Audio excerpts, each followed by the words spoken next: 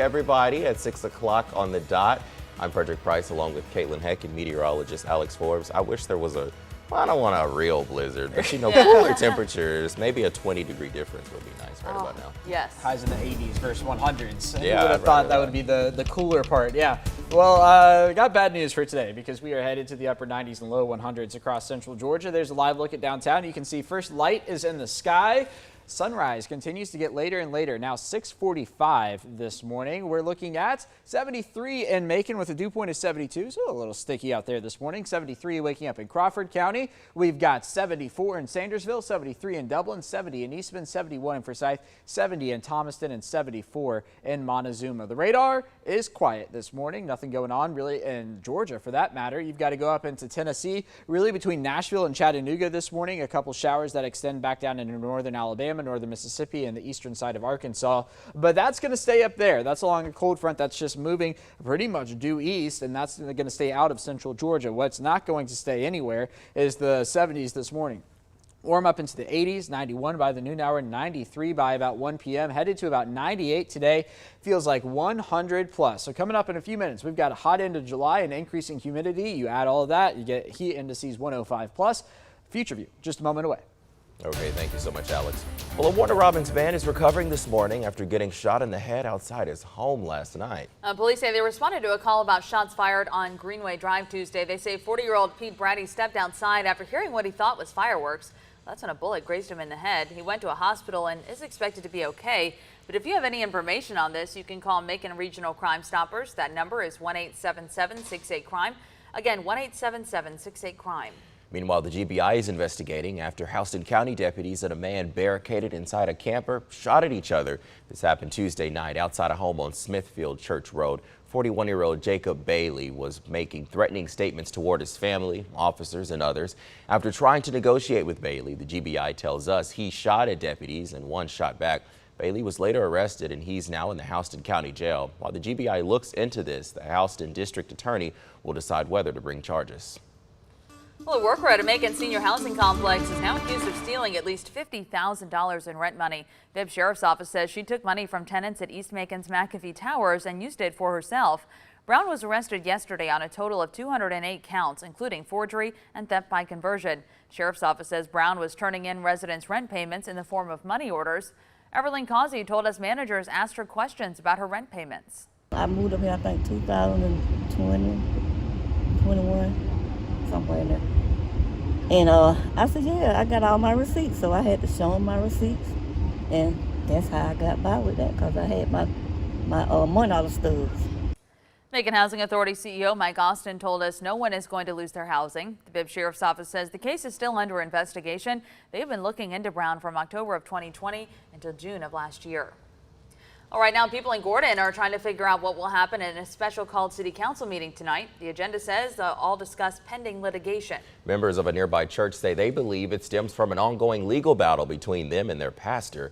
Some of that congregation says it goes back a year and a half when they tried to vote out Pastor Larry Thomas. Thomas took it to court and the judge ruled he could stay the pastor, and now it's back in courts. Many in the group say they heard city council members could vote to place the city's police chief and deputy chief on suspension today.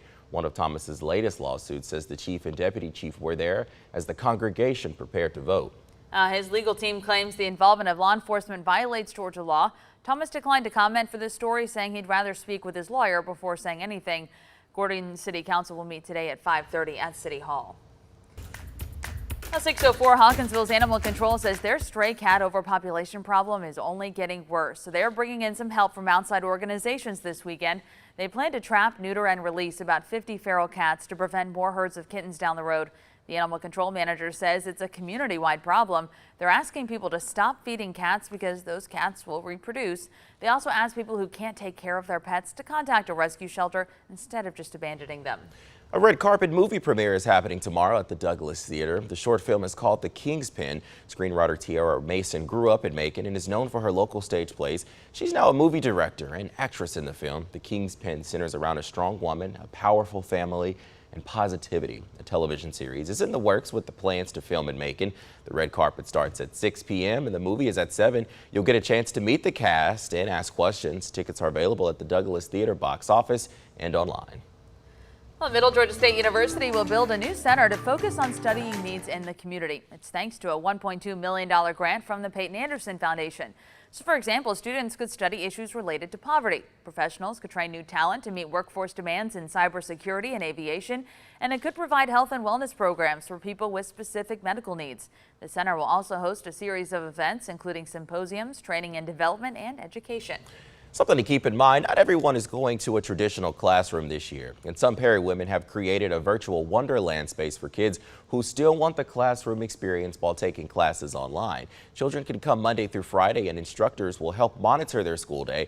There is also after-school programs through music or learning about wildlife, and it's an Alice in Wonderland theme. This is Tatum Shepard's third year in virtual school. She says it's a good place to build some social skills. Other students will be heading back into classrooms, and so you need to be careful when you're out driving through school zones. AAA urging you to slow down, stay alert, and be on the lookout for pedestrians. Some driving tips include eliminating distractions. Kids often cross the road unexpectedly, so you need to keep your eyes on the road to help you spot them. Reverse responsibly. Check for kids on the sidewalk, the driveway, or anywhere around your car before slowly backing up. And watch for bicycles. Slow down and allow for plenty of space if you see a child on a bike. 6:07 for our younger students. Parents might be grabbing those final items for the upcoming new school year. And a new study from Lending Tree shows 68% of back-to-school shoppers are stressed about buying everything. They also found almost half of Americans will buy supplies this year and spend an average of $702. The items families are buying the most: clothing, school supplies, shoes, and backpacks. And here's a big one. 89% of parents with young children say school systems should provide more supplies for students and teachers. If you want a chance to help lighten that financial load, tomorrow the St. James CME Church in Perry is hosting a school supply giveaway. It's from 6:30 to 8:30. You can pick up supplies and other school needs at the church on W.F. Reagan Drive in Perry. All right, time is now 6:07. Yeah, those kids are going to be heading to the bus stop about this time next week, and it's already warm just to even start their day. Yeah, and it's going to be even hotter next week than we've been this week here in Central Georgia. We've seen highs in the upper 90s. Next week it's going to be low 100s, and the humidity is going to be back. So it's just going to be like a different level of heat here in Central Georgia. The sun coming up on what is going to be another hot day in Dublin. Looking live, Lawrence County in the eastern sky. Here comes the sun. On this Thursday, we've got temperatures in the 70s, 73 in Dublin and in Macon, 72 in Warner Robins, 72 in Cochrane. We've got 70 waking up in Eastman this morning, 71 in Forsyth, and 72 in Warner Robins. The radar, nothing going on across central Georgia. And you look up to the northeast, you're going to find high pressure that's centered really near Lake Hartwell, if you will, in northeast Georgia, the upstate of South Carolina. But just to the north of that, a weak cold front that is really stalling out, bringing showers between Nashville and Chattanooga this morning that extend into northern Alabama and northern Mississippi. But not a concern for us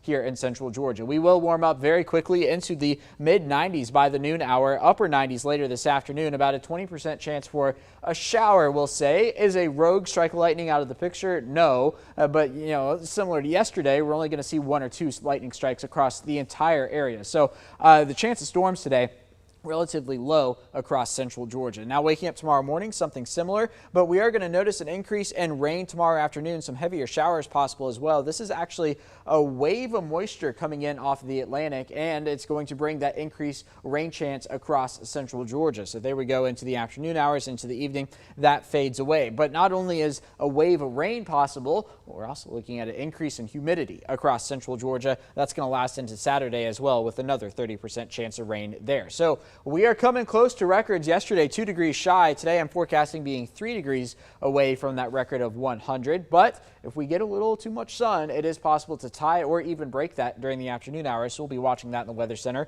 97 for Friday. The record is 101. Now, yesterday made it to 98. Also made it to 98 on Tuesday. 96 on Monday. And last week, hot as well. So this hot pattern continues. And I have a feeling these final 5 days of July are going to go down as above average days as well. Now, here's what I'm talking about in terms of the humidity. You're going to notice the dew points on the increase. This is a measure of how much moisture is in the atmosphere, and all of this to show you whenever you see that dark green on the map, that's when you know you're looking at a humid afternoon. Yeah, Friday, it's going to be really sticky across central Georgia. So here's your weekend forecast. 97 for Saturday, 101 on Sunday. It's going to feel like 105 plus at times across central Georgia. If you're spending any amount of time outside, be sure to take breaks, drink plenty of water, stay in the shade if you can. A 20 to 30% chance of rain each day. As we get into the weekend, you see the records actually pull away. They're going to be 104, 105. So I don't think we're going to be in as much jeopardy, or the records are going to be in as much jeopardy as we get to the weekend. But as we get into the beginning of August, still hot here in central Georgia.